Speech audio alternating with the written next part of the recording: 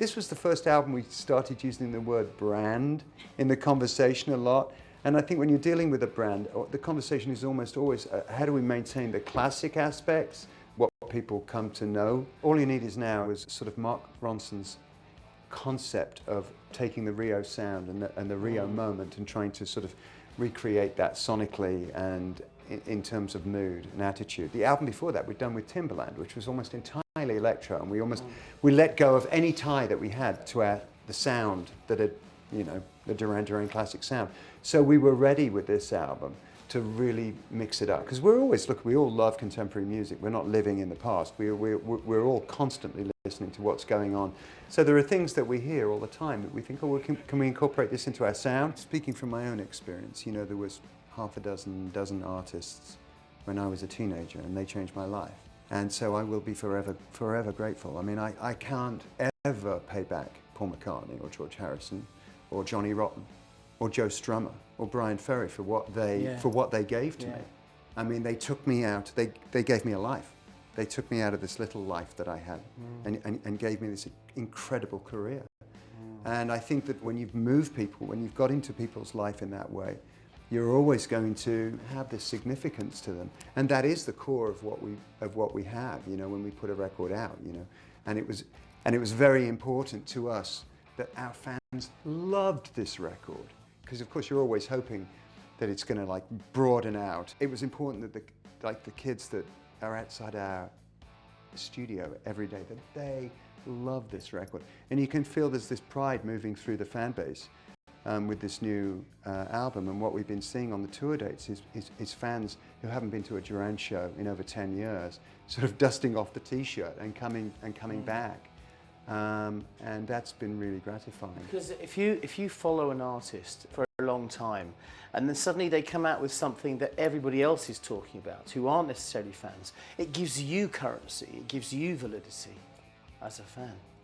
Well, yeah, we have to do that. I mean, we have to do that for ourselves. I mean, that's one of the really important factors in the longevity of Duran Duran. The fact that we have invested the time in going to studio and the emotional investment as well. The fact that you're going to have to dig and you're going to be disappointed in what you find to begin with. This album, Baby Gods, we went through a year of digging before we got to a good seam of ideas, and we kind of found the direction.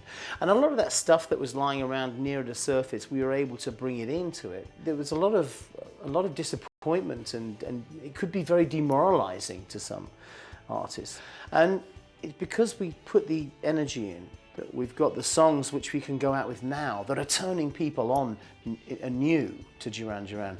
I mean, it's quite rare in this industry for people to do that anymore. And I think I think we deserve it because we put the work in, but B, we're very, very fortunate as well. You know, we're very lucky people. We've got an amazing fan base. They're the people who supported us through thick and thin, through good times and bad. We're kind of immune to criticism now. You know, when we came out the first few years, the critical press was really heavy. We had a rough ride, you know, and the press that considers itself significant, you know, did not get on Team Duran. So we learned very quickly to not lean on that at all. So, you know, as it's come back, I suppose, over the last few years that we've had good press, but yeah, go on. Yeah. Well, you know, the thing is, if you read the good stuff, you've got to read the bad stuff too, and that can be depressing. So when we're on tour, I never read reviews.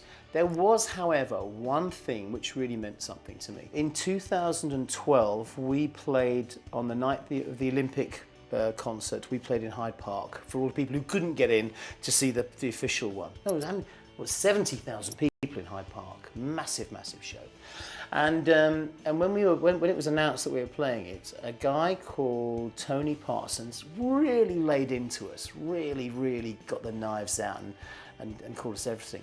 And Paul Morley actually responded to him and he said, actually, you know what?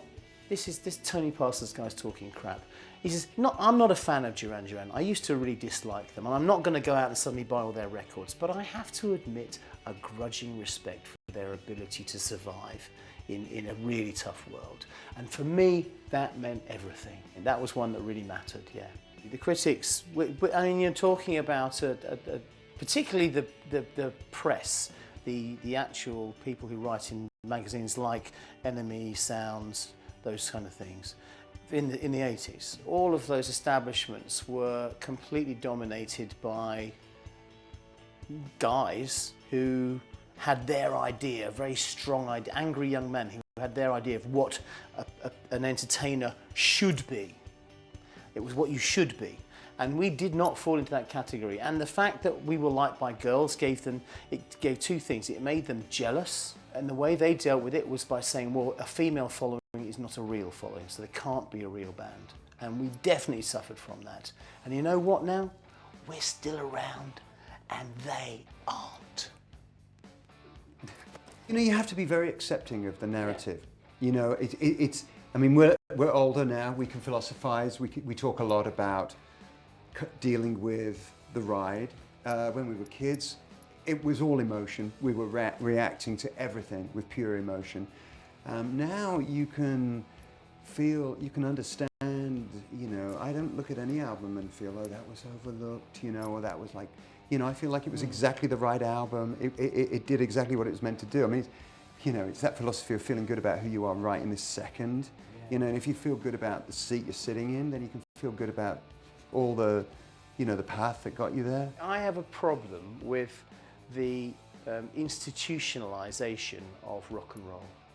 I don't like going places where you've got to wear black tie. I just feel like saying F off. I think the Rock and Roll Hall of Fame has in itself is not a bad thing, though. But it's sort of, I don't need to kind of, I don't feel that I have to be placed alongside Jerry Lee Lewis, James Brown, the Rolling Stones, U2, and all those other guys for me to have validity. The validity that counts to me is those kids who are going to be standing out there in the car park this afternoon. You sell one single record and it means 100 Rock and Roll Hall of Fame